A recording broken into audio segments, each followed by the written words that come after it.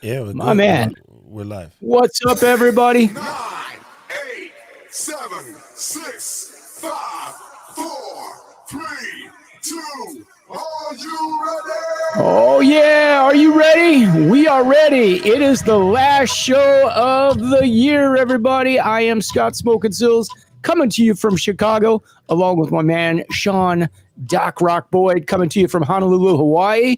Hope you guys are doing well. Hope you guys had a great holiday, getting ready for the new year. Last chance for us to talk about all the good stuff that we had happen in 2020. And how you doing over there, Doc? Do you have a nice Christmas? Yeah, it's just another day to me. I don't. Did you get all I don't get do all the Christmas. presents you wanted? Did you get all the toys? Any Uh, new technology? no, I mean, again, not really.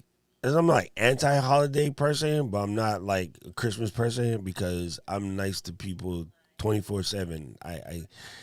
I hate the fakeness of holidays. If that makes any sense. See, my It, 4th of July is my favorite holiday.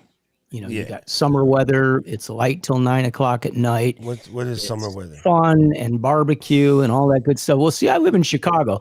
I'm looking outside. You were walking over to the studio when we were on FaceTime, and you've got blue skies and green trees and green bushes. And I have 6 inches of snow that's now dirty and sidewalks that you can't walk on because we got pounded last night. We got our first snowstorm of the year. And, that's welcome to Chicago. But you know that. You're from New York.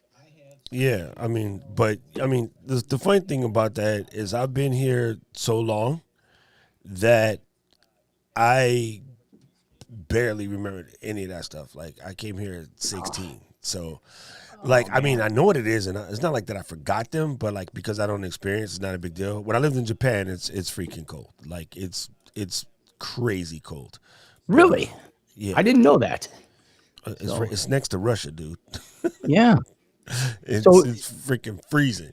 That's but I, I that's never really associated Japan as being that cold. I mean, I know they've got all the winter sports and I've seen like the Olympics and everything there, but I didn't realize it was like that brutally cold. But oh it makes yeah. sense. If you go to Geography wise. Hokkaido, I mean Hokkaido is snowing 24/7. They have an ice festival, and Wow. then the quintessential picture of Mount Fuji is Mount Fuji with snow cap, right? Yeah.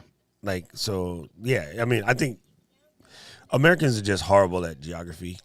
Yeah. That's why I tell Yeah. everybody the one thing that you don't want to wait until like I'm retired and now I'm going to travel. Don't do that. Travel now because Travel when now you're so you know. retired, your muscles and your bones and the other stuff is probably not going to want you to go nowhere. So you got to do it now. So even I started late. Like I didn't start heavy travel outside of military, but like non-military travel, I didn't start until like my mid-30s.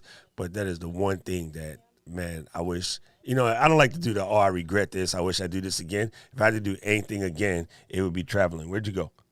I just disappeared. I was trying to create a new scene here and take off that lower third that I have because it's only showing halfway through. So I was just going to do a new scene. So I haven't left you. I'm still here, still in the building. I'm going to leave you again for a second so I can do this. And there we go. Did that do it? Did that fix it? No. No, it didn't. That's bizarre. It took me like halfway. Oh, only I know why, because I had a guest in here earlier. Let's get rid of my guest. I just got rid of myself. How about that? There you go. Cam link. It's only giving me a half. That's weird. Huh. Never done that before, but I screwed it all up, didn't I? That is bizarre. So I can't even get rid of it at this point. That's even more bizarre. Make a brand new scene, only add yourself as a I camera. did. That's all I was doing. I did And a then brand add new yourself scene. as a camera. Oh, as a camera. Okay. I'll do that right now then. There we go. And then scale it back up. Yeah, I am. I got it right now. You added yourself as Gotcha. a camera overlay. I just meant turn on the camera. But that's okay. It's Yeah, the it same works. output. Yeah, it works. We're there. That's all that matters. It's all good. I was just trying to eliminate that lower third because it looked a little weird. All right. Well, it's been an interesting year to say the least. Can't say I'm not happy to see it go. You're I'm pretty missing sure the everybody else top. is in the same boat, but got some, some new technology that we should talk about. You're missing the top. Oh, I'm missing the top. Sorry Push it about all. that. Push it all the Yeah, way up, yeah, and then pull yeah. it I down got it. some more. There you go. There we go. Pull the bottom corner. Yep, I am. I'm trying. I can't grab it. There we go. I still can't grab it. Having trouble grabbing it. Let's see if I can grab that. I can't get the corner on it. Yeah, that's why make pull it all the yourself way a out. camera Yeah. and not a camera overlay. Then you don't have to sweat this. Yeah, I know. There you go. How's that? Okay. That's good. Your framing cool. is hard right, but you're good. Yeah. All right. Well, I can reframe. Anyway, so yeah, I've been looking around for some new technology and just trying to, get ready for the season coming up. Hopefully, we're going to have a really good season this year. We got a lot of bookings on the books. So for all you DJs that are out there, what are your plans right now? Are you guys getting ready to gear up for 2021? And, are we going to be able to get opened up by, May and June, which is the wedding season for us? That's what we got to kind of look at. And, I'm just rolling with the punches as we go. Been doing a lot of studio work lately. What about you, Doc? What are you up to? I'm straight up retiring. Like Straight up retiring. I don't. It's the energy in versus the energy out right now. I don't know if it doesn't seem. Yeah, I don't know. For right now, I'm not even focused on it, concentrated. I'm recouping in other sections, and when it comes back up again, then I'll reassess the situation. But I think everybody needs to think about moving their income stream some kind of way, shape, or form. What I think the future holds, if DJs were smart, they would put together a pact or a consortium with a bunch of legal people or whatever, and come up with something similar to medical licensing. Okay, so imagine paying like 10 grand a year to get a license, and that license would be split amongst all of the professional DJs. That means the people that could actually just pay the 10 grand. And that would start to squeeze out some of the shady practices that are going on. But it would get paid into a thing. That thing would get divided up evenly amongst all labels, similar to Mixcloud, but at a bigger scale. And then now you don't bother me about licenses no more. You leave me alone. You let me go out there and do my work. I know how to make that 10 grand into 200, so I don't care. I'd pay the 10 grand. Like, I think the problem, the thing with Mixcloud, and Mixcloud is dope. Mixcloud is $15. That's not enough to get the labels to shut up. So if you really want to be about this life, you got to be willing to pony up roughly $1,000 a month. Say, think of it as renting an apartment, right? Well, I wonder how many licenses they sell a month. I mean, I wonder so what that's their dude, number of there's membership 3-4 million of us. Like there's 3-4 million. I'm talking about on Mixcloud. I wonder how many subscribers they have. Their thing is not that big yet. I mean, it's big if you're a small person, but if you're a big person, it's not that big. Let's just say they have, let's call it 20,000 members right now, right? 20,000 members is like Section A of the average stadium. That don't mean. You know what I mean? Like to the average person, oh my God, look, they got like 20,000 members paying them $15 a month. That's because that's your pocket. We're talking about small. the labels. The labels are used to making a certain amount of money. And ever since we split up 3 good songs on the album, here's another 12 trash, $15 an album, they have been hurting. And they've been chasing their tails and trying to figure this out. So the only way they're going to figure out, because they're idiots and they don't know anything, the only way they're going to figure this out is we come to them and be like, look, okay, here's our plan. We're going to treat this like medical licensing. And basically what happens, somebody can buy a license. The license is going to cost them 10 grand a year. You got to give them the ability to pay it by month, because some guys ain't going to pony the 10 now. But the guys that run clubs, the guys that are like in Hakkasan, you know why the label is pissed? Because guys in Vegas are making $20 million a year to play songs, but the labels don't get none of that.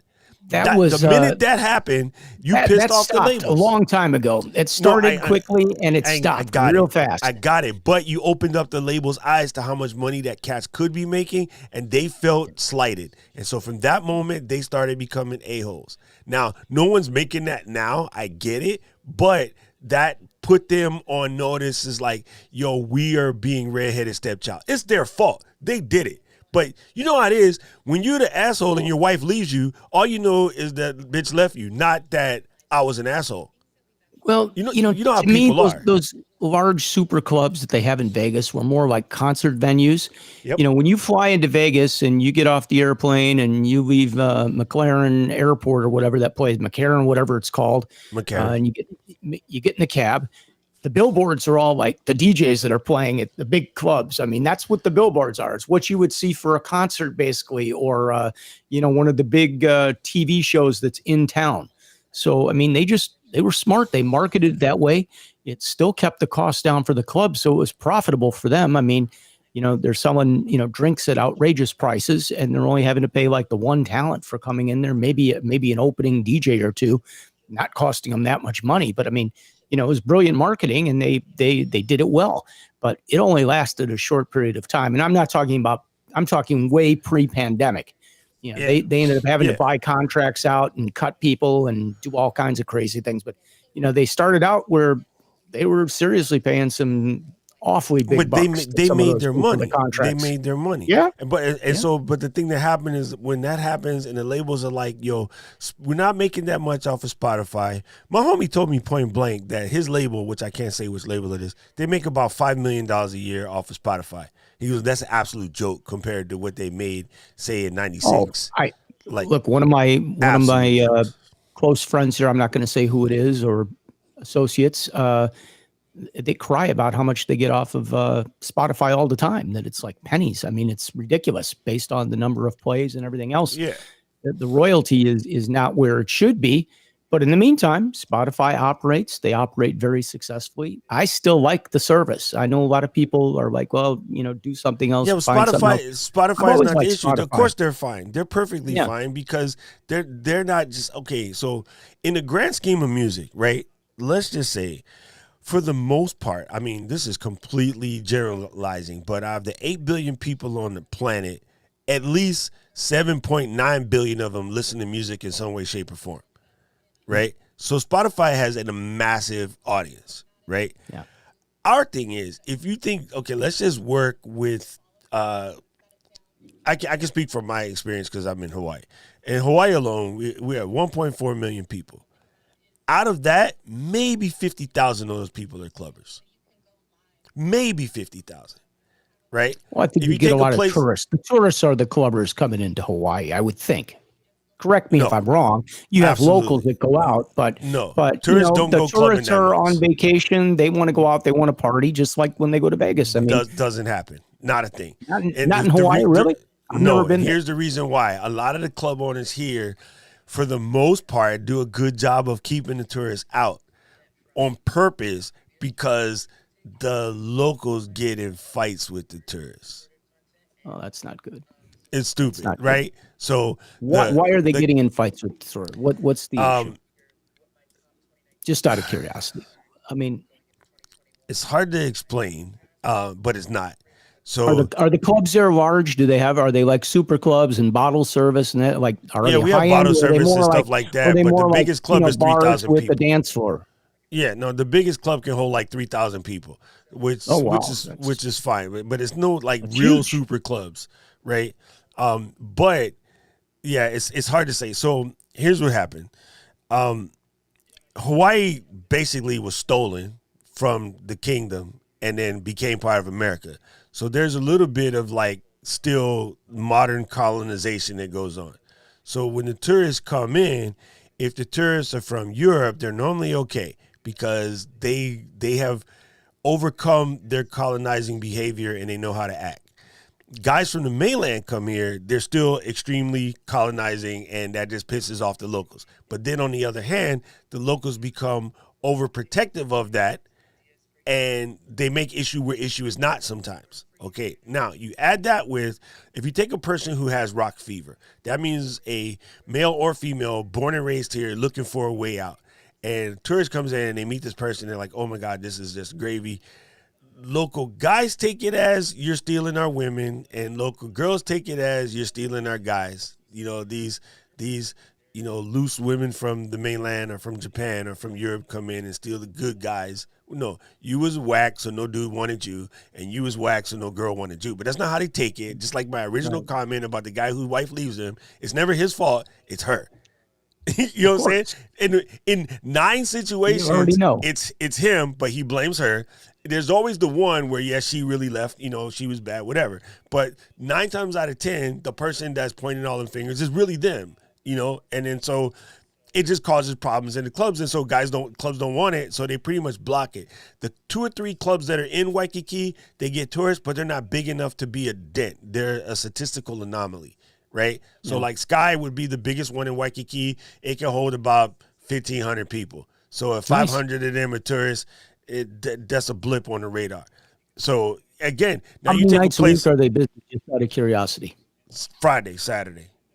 So 2 nights. Okay. So weeknights you don't have they don't try to get tourists. When I started, when it was Waikiki 7 nights a week, oh yeah, that was the heyday. But not after 2008 money crash, it never really recovered. So it was already hurting. But none of them was closing, because as long as they're green and as long as there's white and as long as there's MDMA, there was clubs. They're still going to make money, even if they're only open 2 or 3 nights a week. They can make money. Yeah. Absolutely. Because alcohol here is expensive. Side of things, but $15-$20 a drink. Yeah, but it's. I think that our club scene is going to be very specialized in certain markets. I think you'll still have, the bars that have a dance floor that hold 100 and 200 people and they can have some fun in there. Those places will still be very successful. Poppy, put the TVs on, sports games. The point of the conversation, but it's different. The point of the conversation was to put these numbers against, say, Spotify, right? So in 8.8 million people in Chicago, what do you think is the outgoing club population? Oh, I mean, true clubbers. Less than a million, right? Yeah, half a million, maybe. Okay, see, maybe. 500,000 out of almost 9 million is a blip. Yeah. And the problem is DJs don't want to bring themselves to that true knowledge of our industry. We are the newspaper circa 2000. Yeah. And nobody wants to hear that. Everyone's still out there trying their hardest. I want to be this guy. Weddings will all exist. We're good. Parties will all exist. We're good. You're smart because you're making the transition to that. I made it many years ago. Right? So the hot mix entertainment part, you'll be good for in perpetuity because people need to have events. But what the guys that are out here trying to stream on Twitch and Facebook and all the other things are doing, they're trying to recoup what was their club life. And we just have to know that it's gone. It was already dying, and it may make a comeback, but it also may not. Politicians have been trying to shut down clubs since the 1920s. Oh, I know. They've always been up in Chicago. They have tried to move the clubs into different areas. They wanted to have like the entertainment areas, and now I think they're finding out that that's a mistake because they've had a lot of problems with, crime and things of that nature, shootings, all kinds of stuff, because everybody comes into the one area. And it makes for a problem instead of having everything spread out. So it's like, where is all the activity? Well, it's where you wanted it to be. It's like on Ontario Street and Navy Pier and the areas that have seen problems. So, it's the situation is going to be tough moving forward. That's the bottom line. And I think, with the pandemic and everything, you've already seen like the millennials don't get their music from going out to the clubs. They don't get it from radio. I'm not sure how they find it. Obviously, they're finding a lot of it online, TikTok, whatever the case may be. But it's changed in the way they do things, and they don't go out to meet socially. So, their socialization is different. They're not going to the bar to, find a new friend, as you might say. Yeah. So and Like they don't want to they don't dating want to pay apps. $10 for a beer. I mean, that's the bottom line. They're tacos and Pabst Blue Ribbon beer. Okay, it's PBR for $2 and $1 taco. That's what they do, and that's kind of in the neighborhood I'm based out. I'm in Logan Square, and that's what you have. You got a lot of taco places and a lot of places selling PBR at cheap prices. And that's true. The term DJ is completely used loosely. So yeah, it's kind of funny. But at the end of the day, like if people are about converting the industry into and if they're thinking about treating it like a business again and getting back to that, they'll be fine. You just got to know that business is different, right? And people need to start making that transition. I think the vanity, the attention, the girls like leaning over the booth, all of that stuff, that's what people miss. And I fully understand that. You know what I mean? That's what people miss. But it's the circus. It's all about the circus, Yeah. Oh, I definitely was entertained just watching the rampant craziness that go in there went and on. just people watch. You I know love what I it. mean? It's but fun. I wasn't there trying to, quote unquote, as we say in Hawaii, I wasn't there trying to scoop chicks, so it didn't bother me. A lot of the guys, and again, I can just tell from the group, just seeing what people post and how they are, and it's complete generalization, and I'm okay to admit that, but I can just tell by the amount of like let's just say backbending that's going on. And so today, right, I was talking to a bunch of cats in the clubhouse. They don't know it, but it will be clamped down by February, because now it's like, oh, it's new, let me jump on. And there's a lot of people in clubhouse, a lot of producers, a lot of DJs, and now people are already buying iRigs again so that they can try to stream in the clubhouse.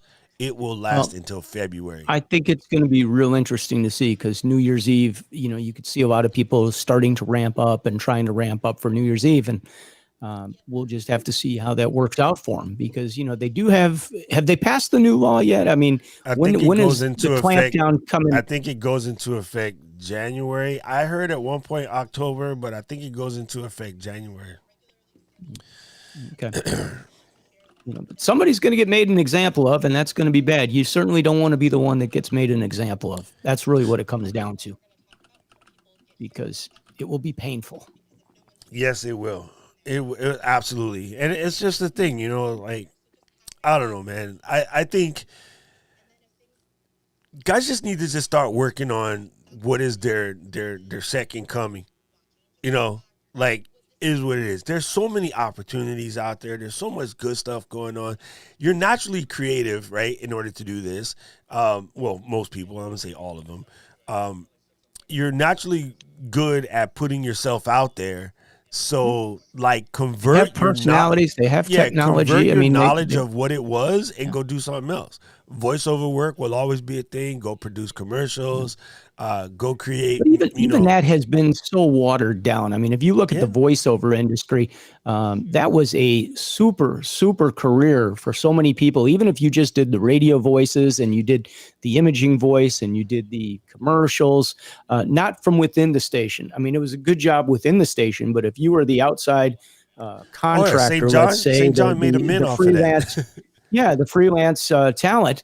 I mean, they made humongous money and they were so good at it, but they'd been squeezed so badly by the big companies, just squeezing them down. And if they couldn't squeeze them enough, they replaced them with somebody else, and they took the approach of, I don't care, that person already is within the company and this is now part of their job. And if they don't want to do it, they can find another job. And that's really how radio has gone. Well, radio in general is going to be like that. And the other thing too, Scott, which you got to remember, is once we started conglomerating, once your clear channels existed and you have 911 stations, that voice becomes, you're a contract voice for 800 CHR stations. Absolutely. That's not really 800, but you know what I'm saying. Well, it becomes the brand for the whole, if you're the brand for all of our CHR stations, because our stations are syndicated, right? And then stations across the country, then the brand might as well sound like KISS. And that's what they've done. So you lost a little bit of money right there. It's like syndicated radio, syndicated radio show. You have that, the morning drive show. Well, the imaging is syndicated too, for the most part. Some of it's localized to match the concerts and things that are in town. but it's overall it's Even consistent sound. the small guys, they got set up where, if you're a really small station, bro, they're just pulling their voice from Fiverr or places like Fiverr, Well, that's what I was just going to say. kind of guys. They're going to Upwork, they're going to voices.com, wherever they want to go. But there's a lot of choices, and it's even eliminated jobs in the radio industry as far as like production directors go, the guys that used to create the commercials, because now they'll just send it out and pay the $5 or $10 to get the commercial made. It's cheaper for them to do that than it is to hire somebody in-house to have them there. They got to pay benefits. It's kind of crazy. A pretty good salary to those guys, and those guys work like dogs in the radio stations. I know I did that for like over 15 years. Trust me. You work long hours and yeah, I mean, I've produced thousands and thousands and thousands of commercials and all the station imaging and things of that nature. And, I love doing it. It was a blast. And work with some really talented people. It was fun because it was different every day. When all you did was just come in the box and play music, then you had the same thing every day. You kind of knew the order of carts. Like I could literally just grab carts without looking because I knew what they were. I just dated myself because we use actual carts. You know what I mean? Well, but when you got to be the guy producing using when you got to be the guy cutting commercials, you were like physically doing something. And, I was talking with the boys yesterday. I was like, like when I used to voice commercials, me and my DJ, Asian Tony Stark, he and I would basically do all of the commercials. And so he would run the autophone and I would do the voice. And like, we were just known, the guy from, say, one of the restaurants would come in, and then the person who sold them commercial, the AE, would come in with them like, hey, this is so-and-so from this commercial. He just wanted to hear you guys while you record the stuff. It's like, okay, this is going to be literally 30 seconds. And they're like, what? It's a 30-second commercial. And we're like, yeah. And then me and, Edit, I call them Edit, right? We'll look at each other and just kind of laugh because the AE is thinking they're going to get to watch this cool, like, commercial production, right? And then the AE would hand us the paper. We had like a Microsoft Word one sheet, and they put everything in all caps and space it out. Anything that they wanted a special infliction or one of his edits. Edit was really good at the edit kind of thing. They would bold that, and so we set it up, and we were like, coming for you this Thursday at June's Korean restaurant at House Wing, we are going to have the #1 special, fresh organic chicken. This special right now, if you mention KIKI, aka I-94, you will get this special for just $4.99. Don't forget, we're adding a large fries and a Coke. So come on down to June's Hot Wing Korean special today, brought to you by Kiss. And then the person be like, that actually sounded good. That sounded very radio. Dude, I will tell you that. That sounded just like a mid-market commercial. Bro, we were one take Jake. And you know what, it was a known quantity. We have 2-3 voices on there, and the 3 voices weren't even in the building at the same time, okay? Yep. It's all just, it's the magic of radio. Super funny. These guys coming in expecting to see some kind of high, and we would just spit a commercial out and be like, okay, we're done. Yeah. And then the AE would be like, can you guys, like, make it look more dramatic? Because we charging them a lot. And I'm like, nah, fam, I got 3, 4, 5, 6. I got like 8 other commercials to record. Can you get out the box? I'm done. And then so it just became a thing. And once I got I was famous for all the club commercials because we had this jingle that we created about the $2 drinks. And then all of the clubs started copying it. So what I used to do is take a song that is popular on the radio right now, like WAP, like that stupid Cardi B song. Yes. And that would be the club commercial. We wouldn't play that music. There's some in this. Yeah, we wouldn't play the commercial, the music itself, but I would make a parody of that as the commercial for the nightclub, and that became a thing. And to this day, they still do it. They don't even probably know where it came from, but I started that mess because I was a rapper. So it was just really funny that, that the idea of voice work, that as we know it, is straight done. And it's crazy. Well, the prices have been reduced in the voice world business, even, because Fiverr, I mean, you go on there for, $10, $15 and get a drop. I mean, there's guys that go on to Facebook and sell DJ drops, and they produce them out for $10 or $15 or whatever. And, it's all, everybody sounds generic. They all have the same 5 voices. Stuff. They all got Eric Edwards or Dr. It's modeling, Dave or it's voice modeling too now, right? Well, that's a big thing. I was watching a video on YouTube the other day about this company that had sent out scripts to all the voiceover people. And in the process, it was supposed to be a demo for a paying gig. And when they would send the voice work back to them, they had given up the rights to their voice and they were modeling the voices after these guys. So they were literally stealing their voices to be able to use them any way they want in artificial intelligence. And there was a whole video on this on YouTube. It just blew my mind. And they had the script up there. So when the guy did this, he turned around and did the script with a computer voice so that they couldn't steal his voice from reading the copy, because there's like a line or something in the copy that like turns it into the artificial intelligence. The whole thing is crazy. And there were like 14 people that went in and recorded the script, and now they've had their voices stolen. That is bananas. It is. That is so it is bananas. But you know, I don't know about you, but I get a lot of these internet marketing emails on a daily basis. Yeah. And a lot of them are selling like artificial intelligence. You know, it's speech, text to speech recognition. And, you know, they're getting better and better from where they were several years ago. And, well, if you think about it, you can hear the stuff from all these bots that you have that answer phones and do things. I mean, you know, my least favorite would be the big phone company here, you know, and, you know, they drive you crazy. It's like they want to be intelligent and they lack intelligence. So if you, what's the word I'm thinking of? If you sent out the right, because just knowing how AI works, if you sent out the right script and these guys did the recording of the right script, and you realize that most of the model voices, your Eddie Edwards, your St. John's, you know, all these guys that were doing the major market voiceovers, they do all kind of similarly sound different, but like St. John has an extra little high-pitched thing in the middle of it, right? Yeah. If you put all of those dudes together, you could completely make it so that you could type a script and it would read that script in a amalgamation. That's a mix for you normal people. An amalgamation of all the voices slammed together. And then it would be dope. It would sound so dope because you build a certain level of phonics and harmonics that a normal person's voice can't create. So if you ever watch the TV show Humans, there is the actress there, and she does something, and with her voice, she is a blend of a bunch of people doing it. They read the same script and they blend it together to give that polyphonic sound to her voice so that it sounds robotic. Same with Ex Machina. They did the same thing in that movie. So, bruh, that would be so dope. And I know for a fact the script, if I got a bunch of people to read the thing that's built in the script, I could have it so that every time I type, you know, there's a thing. And right now there's a controversy of these two different ladies that claim to be Siri. And I think there's it's one of them too, but I think they put the other one out immediately to throw the confusion because Apple doesn't really want you to know. Yeah, so, because they wouldn't want you to get to the real Siri. So I think they hired the second one after, but there's basically two ladies. Alexa on my TV responds when I say, "Hey Siri."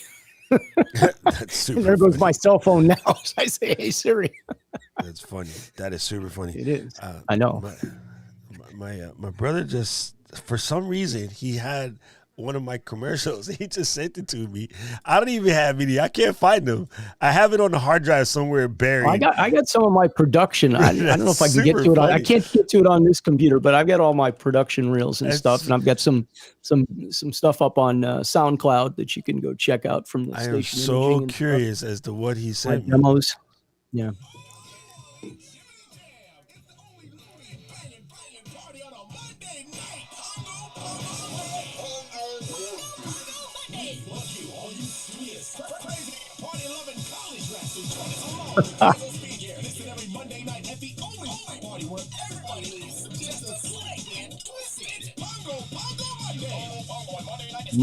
Bongo Monday.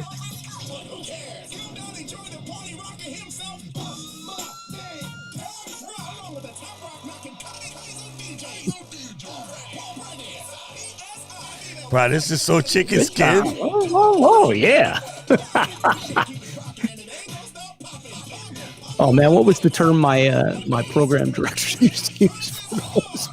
Oh my God, that is such a flashback. Thanks, June. That's it wasn't hilarious. Chicken and ribs, but it was something like that. Dude. Okay, listen. Somewhere on YouTube, there's a guy, and I don't even know if he's still in the game anymore, but he was a comedian, I think, out of Atlanta, and he would do these commercials making fun of the small businesses in a small town. right? Because when you go into smaller towns, and I don't mean like really really small town, but I'm like mid market, like out on the side of just outside of the city, right? So like say Lakeland or whatever, there would be welcome to Joe's trucking. What is it? Yeah, Joe's Trucking Barbecue and Foot Massage. They say, we got everything. You need to bar a truck, you need to move. We got nice 18-wheelers. We'll hit you with a rib sandwich and a nice foot massage. And it's super funny. Like, and then the guy's putting barbecue sauce on the feet and like massaging it in. And he always would make these. He would do like and the it smells good. he would do the what do you call it? The shopping mall lawyer. You know the kind of lawyer like like Let's Get Saul, or what do you call that? Better Call Saul. Oh man, I gotta find. I have to see the links. It is hilarious because if you go to any like suburb just outside of the city, you will find these places where it's like copy shop and bail bonds, like things that got no business being together, but they're connected. You can get color copies. We print you small posters, and we can get your ass out of jail. And we can bail you out. We bail you out of work. We bail you out when you're not at work.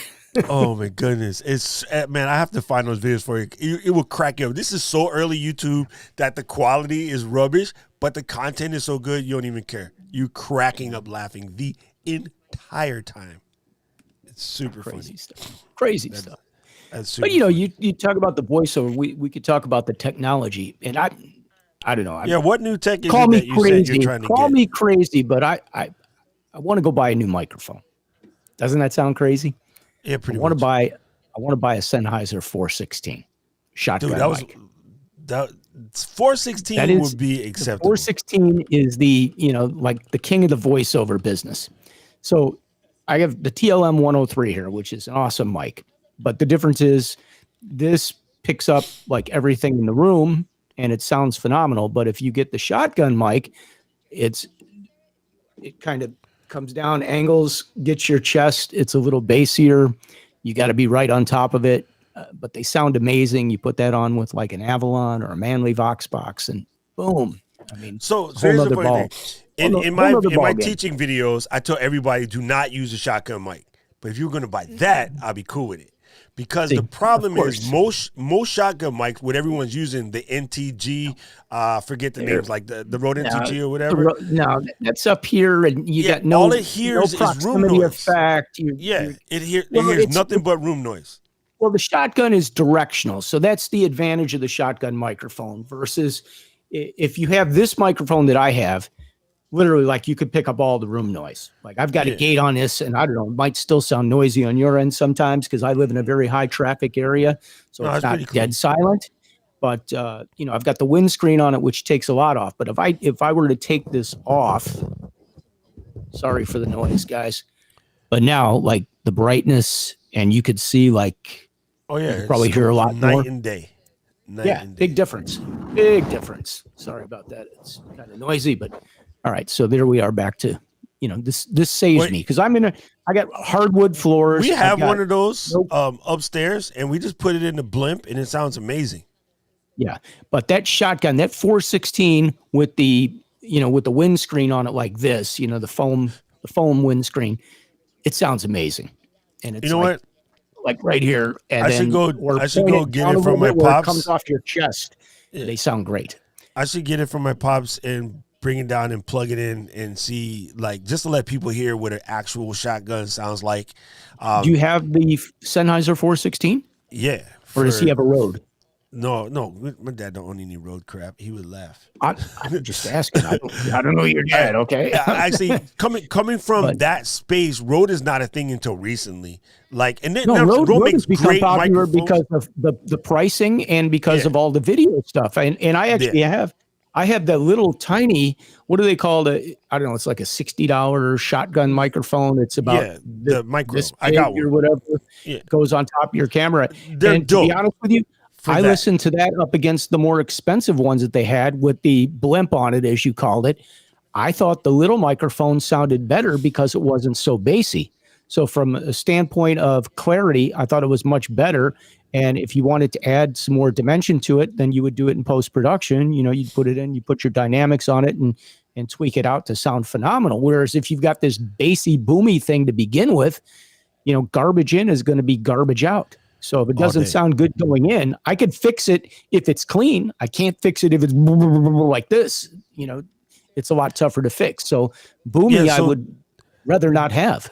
The reason why, I mean, they're popular, like you said, because of video and stuff. But if you really And the look price is at, right, too. if you really look at like where Rode come in the game, they're good mics. There's nothing wrong with Rode, and we shouldn't say that because almost all they of their make great mics stuff. are Look, great. I got my Rodecaster Pro right here. I love it. However, That's your against the pod mic. Sennheiser shotgun, it's not the same thing. You know what I mean? The Camry is a Well, very, very affordable and $1,000 reliable whip. microphone, $1,000 microphone versus a $200 to $500 microphone. Yeah, that's the difference. And don't get me wrong, $400, $500 microphones can be really awesome, guys.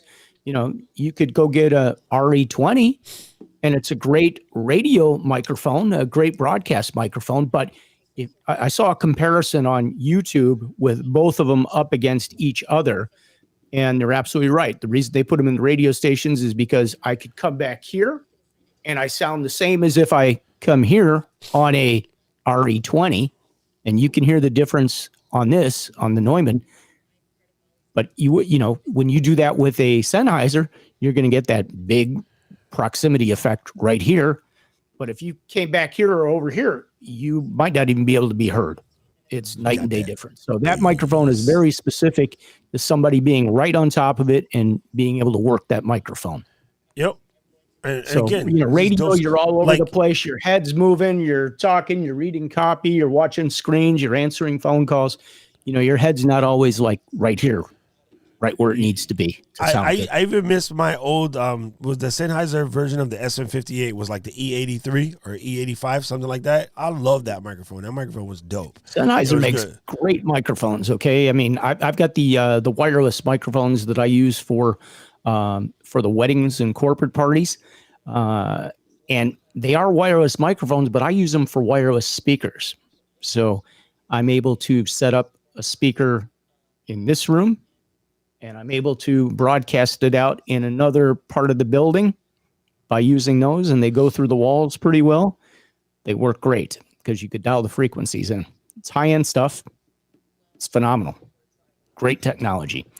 Highly recommend it. Save you guys a lot of work, a lot of wiring, and it looks good because let's say you've got a speaker, you've got two rooms that you're working. They've got dancing in one room and they've got dining in the other room. Well, you don't want to have to run wires all over the place and tape them down or leave them not taped down and somebody trips. Instead, you can put the speaker in the other room, you plug it in, and you pop in your wireless, and you're good to go. And it sounds phenomenal. I was just thinking something way more. We had a place in Ocean City, Maryland, and it was called the Brass Ball Saloon, and it was Brass Ball Saloon. 100% the Brass Ball Saloon, and their shirt Ball is in BALL. Brass BA Ball Saloon. Brass Ball Saloon, and their famous T-shirts was liquor up front, poker in the rear, and it was a legitimate place. And then it became a joke Sounds shirt. like a mid-market commercial for some Yeah. place at the mall. It became a joke later, but legitimately, it was called the Brass Ball Saloon. It's kind of That's awesome. That's awesome. You could it's get away kinda with that in hilarious. Chicago. They got the poker slots at some of these like suburban bars. They allow them, and that would be a well. would be Back a good then, moniker you for had them. you had gambling everywhere, and it's pretty close to Ocean City, Atlantic City, New Jersey. Ocean City, Maryland, Atlantic City, New Jersey. Like if you fart in Ocean City, they could smell it in Atlantic City. So it was they were TMI, able to TMI. get away with it. That's, just saying that's theater of the two- mind radio. There, you're getting everybody to think about that, Doc. Exactly. That's the point. The town was close enough together. And then so it was the idea was to get gamblers that were say weren't ready for Atlantic City, or I guess they kind of let it slide so that you could groom people to become gamblers, so then they would go to Atlantic City and actually gamble. It was the development for going broke. Yes, We have that whole the area. development of breaking people.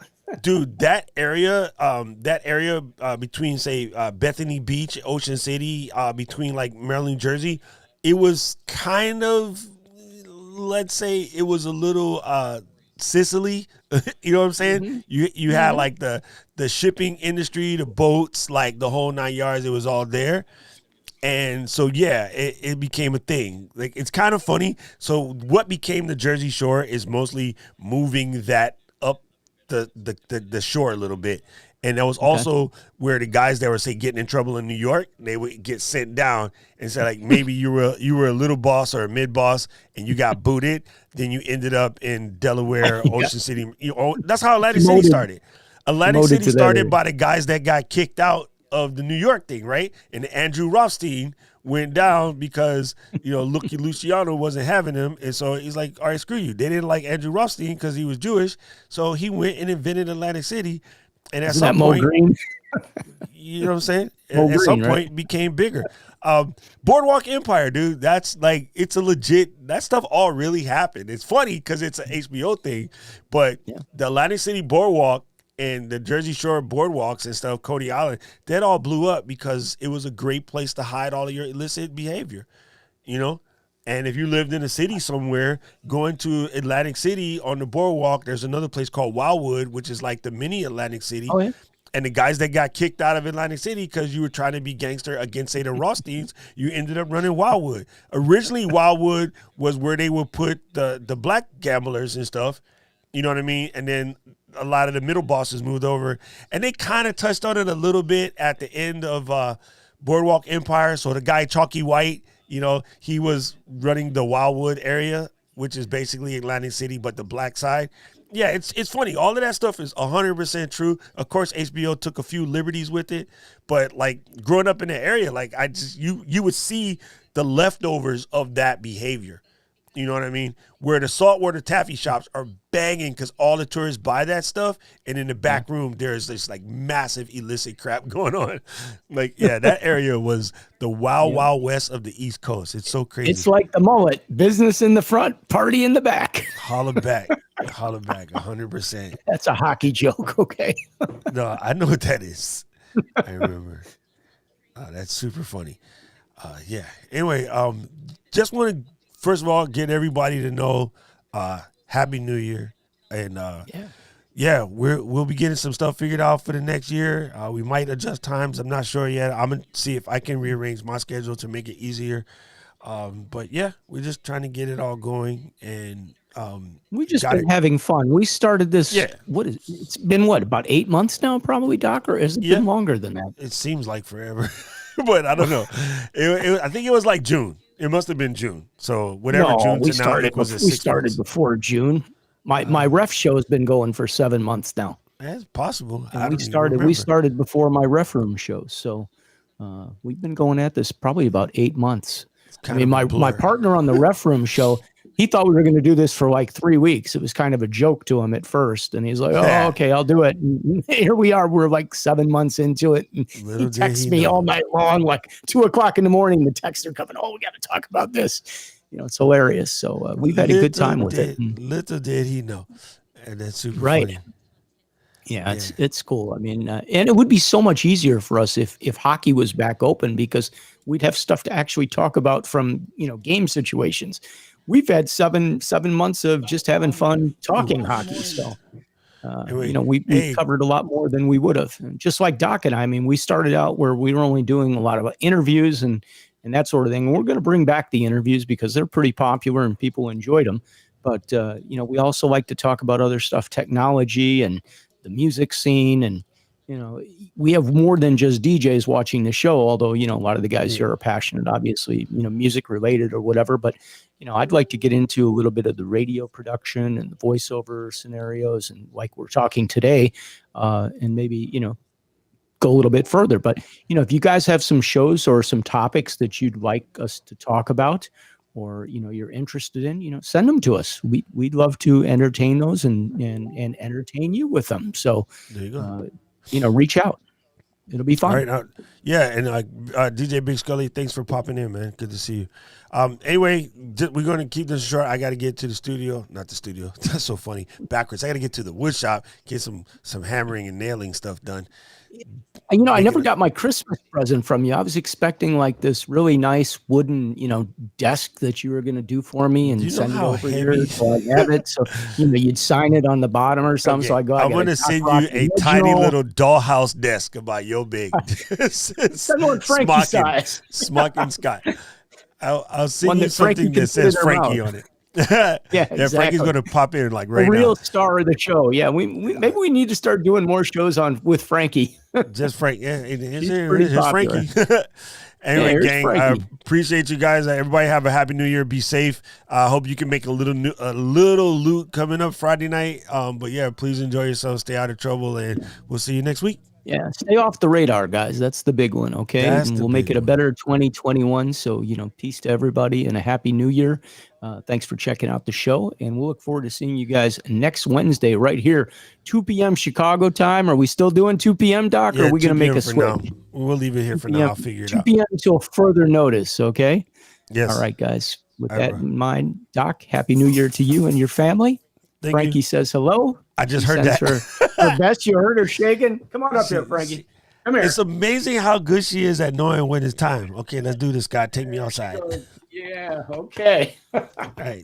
Thank you, brother. Have a good one. Buddy. All right, peace out.